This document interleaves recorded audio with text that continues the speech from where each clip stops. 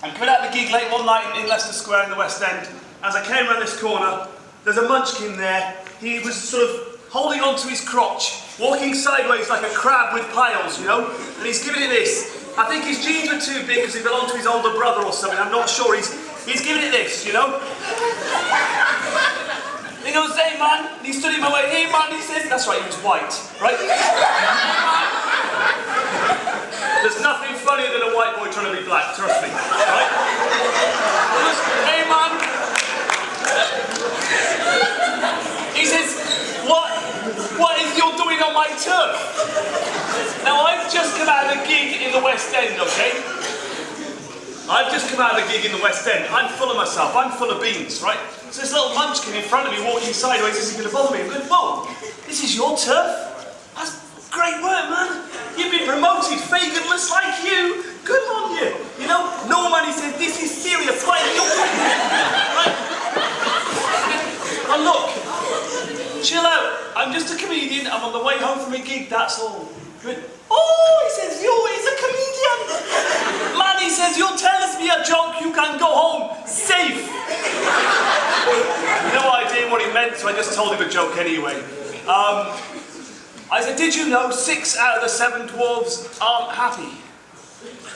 And after he'd taken a moment to think about it, he went, oh man, that is funny, you can go. So I stabbed him. It was like 2, 3 in the morning, we got it was closed, but the drive-in was open. So me and my mate Christian, we walked round to the drive-in and asked for a burger. She said, I'm not serving you, you're not in a car. Miserable cow. Right, so we walked 10 feet up the road, came back going, she served us, right? That's Essex for you. Anyway, we moved on to the next window. We sat waiting for the burger and the woman comes out to ask us a question about the burger. I said, hang on a minute, love, I'm going to wind my window down, I can't hear you. You see, even my imaginary car is rubbish, right? So we sat there, or stood there, waiting for our burger, and a guy in a real car pulled up behind us. Show off. Right? Picked his oar, leaned out the window and said, hey lads, you've got a brake light out. So the first joke of the year was from an Essex boy, and it was a beaut, and I like that. Yes, top. I found 2 random pictures of some random German guy off the internet. Don't know who he is, let's call him Hans.